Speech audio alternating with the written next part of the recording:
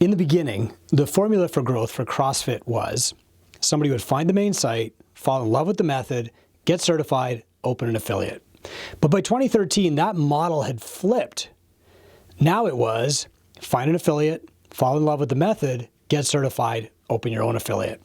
All revenue used to start with the main site. Now it starts with the affiliate. All certifications come from the affiliates, and all new affiliates come from existing affiliates.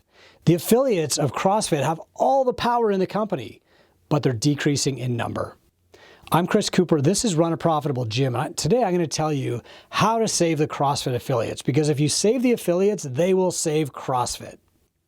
Now, I said that CrossFit affiliates are closing at an alarming rate. The public story is that the brand is thriving, but behind the scenes, thousands of gym owners are struggling to stay open, not because they're bad coaches, but because they don't know how to run a business.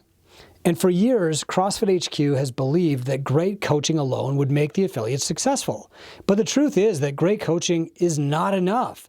A gym owner must be great at business too. The problem is that CrossFit never taught any of us how to run a business. Now, I broke that whole timeline down of CrossFit and the business coaching relationship in a video called How to Save CrossFit, so I'm not going to do it again here. But the risk is that we lose critical mass where the marketing that's put out by each of these individual affiliates isn't enough to replace the gyms that are de-affiliating. So if affiliates are the cornerstone or the foundation on which everything else is built, the games, the certifications, the movement, how do we improve the affiliates? Well, we start by clarifying the mission. That's the first step. Are we still selling constantly varied functional movement at high intensity anymore? Or is that what everybody's selling? And is that just a tool to deliver the real mission, which is to improve fitness in our communities across broad time and modal domains, if you will, or to increase health span and lifespan? If the latter, which means, the mission is to improve fitness in our communities, then the definition of fitness should be evolving to reflect that. And that will evolve the methodology too, just as a matter of course. Because obviously, to evolve the methodology means that we need somebody with a scientific approach to weigh the benefits of the new science. Biomarkers, Zone 2, nobody was talking about this in 2001. Which of these ones have merit and which are really just fads? Now, this can't be done by committee. When I worked for CrossFit.com, I watched the programming for the main site get done by committee once, and I think you can guess how that went. The next step after you refine the mission and find somebody to evolve the science is to rebuild CrossFit media. This is absolutely critical, and if nothing else from this list gets done, CrossFit media has to come back. Most of the value of affiliation was the media that was produced by HQ, because storytelling is more important than anything else. The first thing Greg Glassman ever said to me in person at a CrossFit media meeting was that CrossFit is a media company, not a fitness company, a media company. And that's because storytelling is more important than anything else. Then if the mission is to improve fitness across broad time and modal domains in our communities, then the games has to change. This is the biggest story that CrossFit tells, is the game story. Now, I'll go into that on a separate podcast, but I think it's more important to give people the biggest, fittest day of their lives than it is to find the two fittest people on earth. The next step is to teach gym owners how to run a business. Now, in truth, I would do what Two Brain is already doing. I would start collecting data from partners like Wattify and Push Press and Kilo, publish that data every year to every affiliate. And, I do this because HQ said that they wouldn't. And every year we produce this guide. Here it is. It's state of the gym industry. I proposed this to CrossFit HQ staff back in 2018. They said, great idea, we're never going to do it. So every year I spend about $250,000 collecting this data and shipping it to affiliates for free. If you want it, just go to twobrainbusiness.com/data and you can have it for free. This is because it's just something that I thought CrossFit HQ should have been doing, and now I get to do it, not just for CrossFit affiliates, but for the whole industry. Once you're publishing that data, then you need to start a real educational series for affiliates. Start by teaching them how to read a profit and loss statement or even a balance sheet. Then teach them how to build an on-ramp, how to sell an on-ramp, and how to build a great income with 150 members. You don't have to force a particular model on anyone, but people need to understand that there are people doing a great living with groups of 4 to 6, small group training, with semi-private, with personal training, with big groups also. Like the CrossFit method is flexible across all these different models. But you have to understand your numbers if you're going to make any of them work. None of them work if you don't understand the numbers. Then you need to teach gym owners how to build and run 4 marketing funnels, how to retain their clients better, and how to pay themselves and their staff. Every new affiliate should know how to read a profit and loss statement before they open. They should understand ARM, average revenue per member, and LEG, length of engagement, which are the 2 most critical numbers in gym profitability. They should be able to price their services correctly instead of relying on the failed big gym model of if you build it, they will come, or just copying what that person down the road is doing and subtracting $5.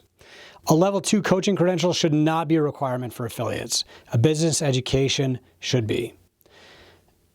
Pre-qualify any mentors who give advice on the CrossFit platform. Right now, CrossFit chooses its business mentors based on how long they've been in it, owned a gym, not how successful that gym has been. Many of the mentors they put on stage never ran profitable gyms. Many survived by working as a CrossFit seminar staff, not by running their gym. Others run gyms that are for sale or failing or on their third owners. This has to stop. If somebody is going to mentor other affiliates, they must prove their success with data, and not just their own success, but their ability to take that model and apply it successfully to others. You know, Greg Glassman once said to me, "It is very hard to be a good bricklayer, but it is an order of magnitude harder to be somebody who teaches bricklayers to be good. And it's another order of magnitude higher to be somebody who teaches the teacher of bricklayers to be good." In other words, it is extremely hard to be able to teach people to use a model that works. Having a model that works is a good first step, but being able to translate that to other people's is 100 times harder. But that's the bar now. The time to figure this out with mentorship, it's gone. That was 5 years ago. It's too late. We need people with proven models and systems to teach affiliates how to run a business. And this is true for CrossFit meetups, roundtables, online seminars, anywhere that affiliates can be led astray by opinions or salesmen. Though John Birch created the problem back in 2006, it still carries on today.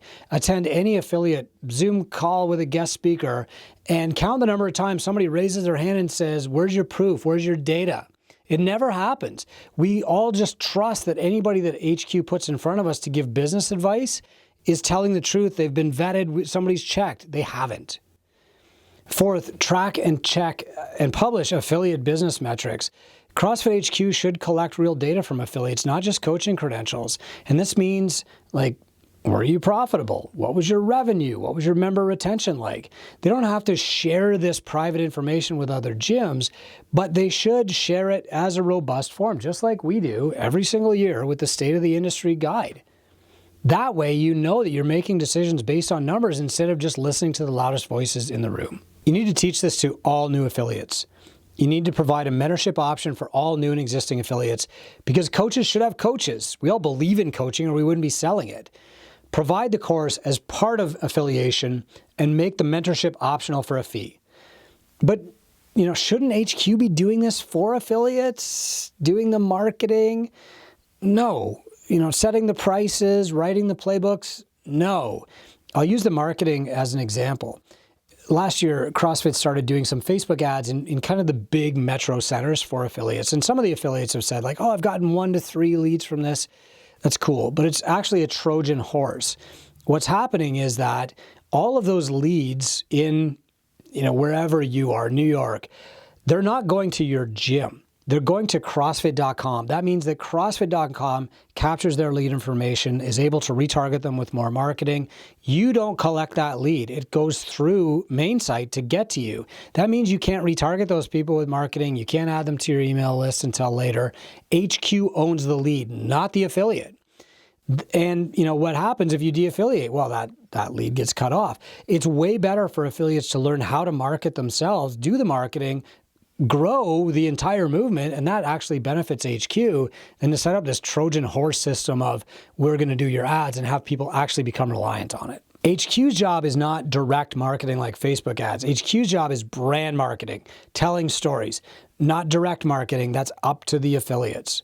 Now, CrossFit is reportedly building a level 1 course for business, and it could be helpful or it could further the problems that we already have.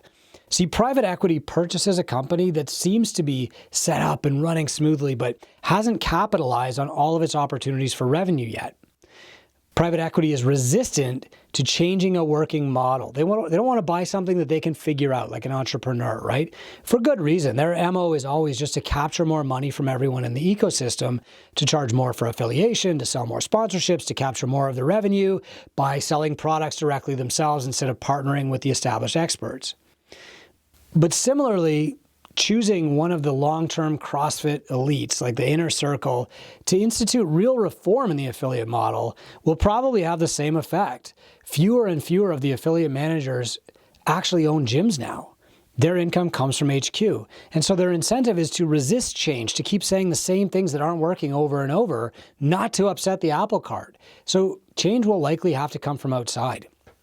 When I was asked in 2018, what's the best thing we can do for affiliates by then COO Bruce Edwards and the then CEO Jeff Kane, I responded with the same list that I just shared with you. One of the people at the breakfast table said, "Hey, that sounds great, but we're never going to do it." And at the time I was despondent. But in 2025, after seeing CrossFit's growth stall and then go backward, I'm actually glad to have a position outside that inner circle because it means that I can work for affiliates without being influenced by the motives of private equity. Now, it's probably worth mentioning that Two Brain Business does a lot of this stuff that I've mentioned for free already. So it's not hard to find speakers or tools or resources to share with affiliates every month instead of doing meaningless roundtables or putting people on stage who can't even prove their idea works. And if you're an affiliate, you don't have to wait for CrossFit to change this stuff. You just go to gymownersunited.com and we'll give you all this stuff for free. If you want coaching and mentorship to help you apply it faster, smoother, that's what Two Brain Business is, a mentorship program. But in short, I try to provide all the stuff that HQ should be making available. The tools and knowledge are free through gymownersunited.com. The step-by-step courses are available through our mentorship program. And of course, we sell mentorship with a real investment so that people will do the work, just like buying coaching at your gym. It's no coincidence that, like CrossFit, in Two Brain Business, the knowledge is free and the coaching is magical. The CrossFit brand is built on affiliates, not the other way around. Many people believe the CrossFit Games were the primary driver of CrossFit's growth. That is false. The real marketing engine has always been affiliates themselves. Each affiliate is a self-funded marketing machine, bringing in members, spreading the brand, and growing the movement. When an affiliate closes, CrossFit loses its biggest marketing tool. A good affiliate isn't just one with great coaching. That's necessary but insufficient. A good affiliate is one that's financially sustainable. Affiliates don't close because the coaches lose their passion or get bored or decide this just isn't for me, or they don't have enough certifications. Affiliates close because they run out of money, period. The owner might not admit that. They might say that they were drawn to a passionate career in real estate or they were called to something else, but they close because they run out of money. The problems that close affiliates are solvable problems, but they have to have money to solve. Failing affiliates don't produce coaches for the certifications. Failing affiliates don't produce registrations for the CrossFit Open. Failing affiliates don't produce customers for FitAid or those cool t-shirt companies. Failing affiliates don't pay their affiliation fees either. They de-affiliate or sometimes they go out of business. Look, the solution to saving affiliates starts with the affiliates. If you save the affiliates, you save CrossFit. To do that, we need to change the affiliate program. Give them help from real experts with real data instead of regurgitating the same old myths from 2006 louder and faster. The affiliates are not the fruit of the CrossFit tree. They are the roots.